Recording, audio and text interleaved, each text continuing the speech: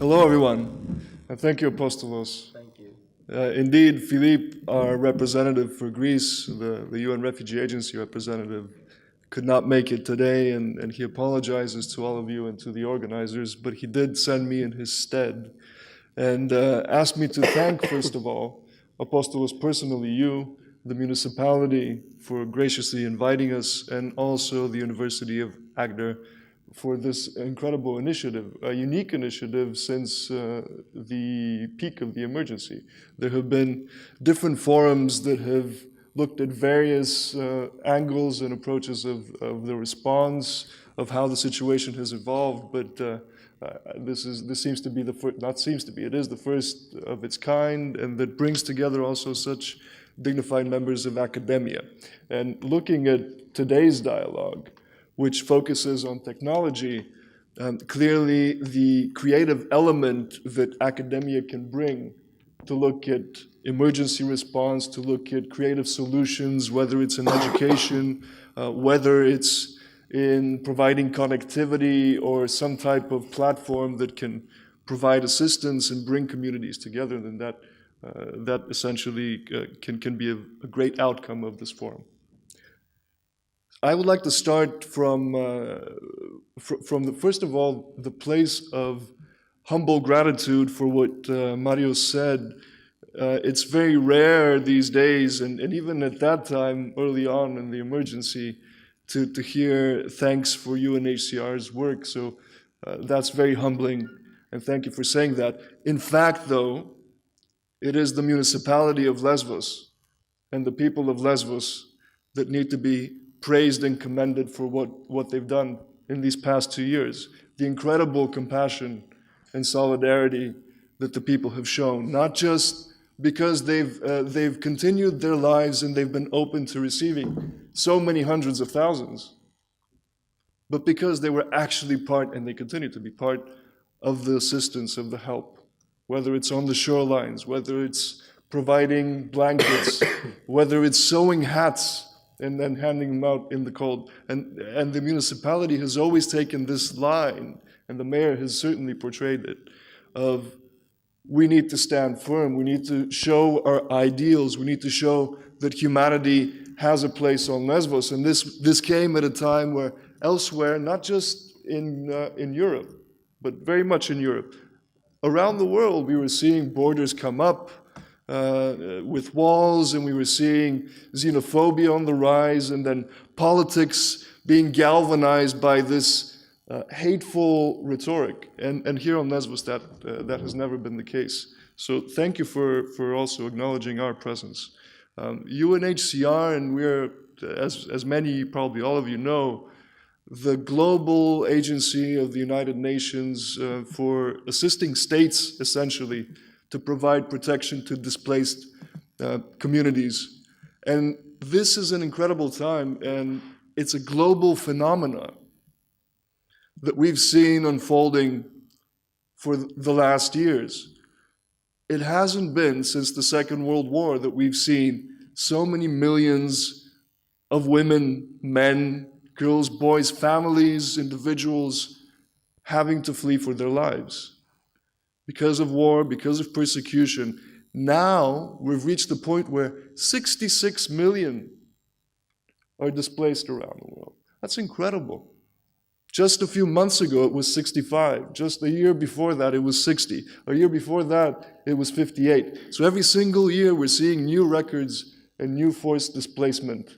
We've seen interlinked conflicts in most of the regions of the world that are forcing people to move. Just recently, we saw the escalation of violence in Myanmar that has led to 600,000 people flee in a couple of months.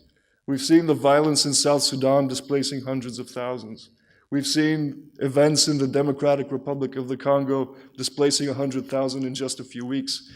We've seen, over the past 6 or 7 years now, the dynamic escalation of violence, the civil war in Syria, the events in Iraq that have displaced now a quarter of these 66 million in the two countries.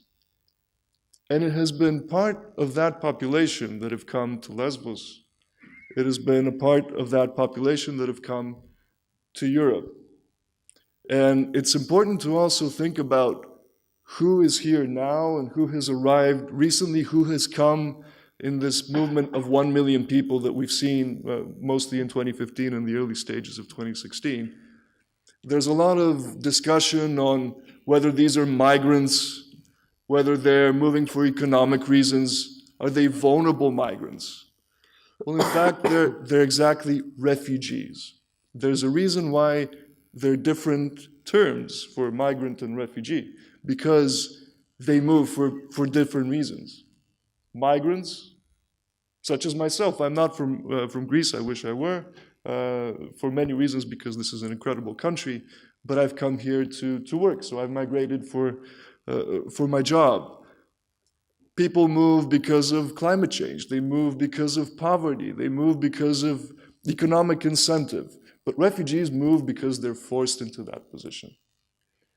And now, in 2017, in the 21st century, when we're talking about how to help to assist displaced populations, we have to look at technology.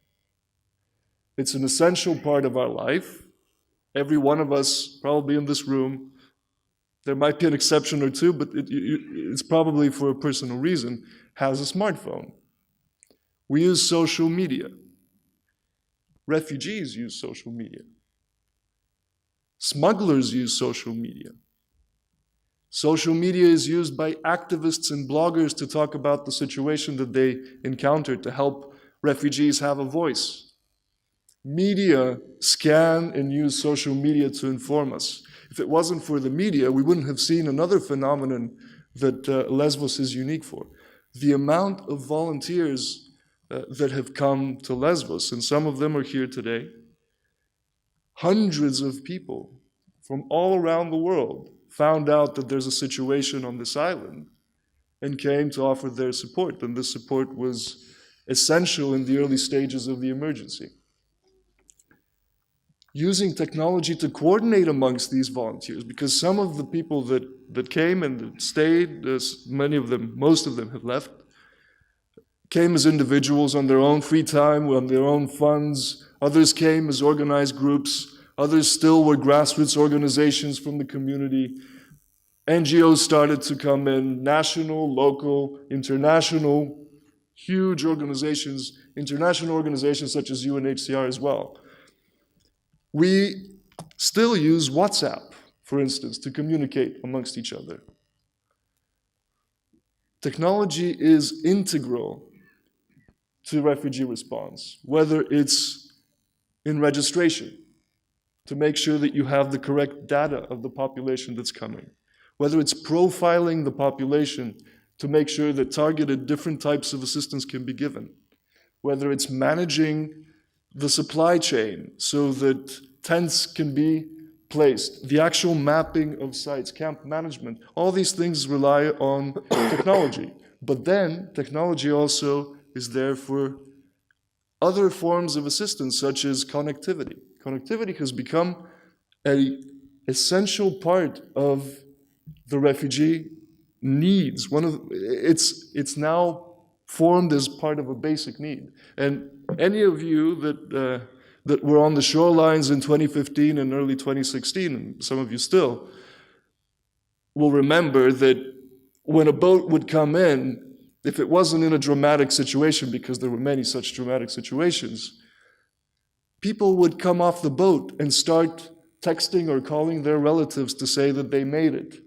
They would ask where they could find Wi-Fi. So connectivity was essential. Information sharing.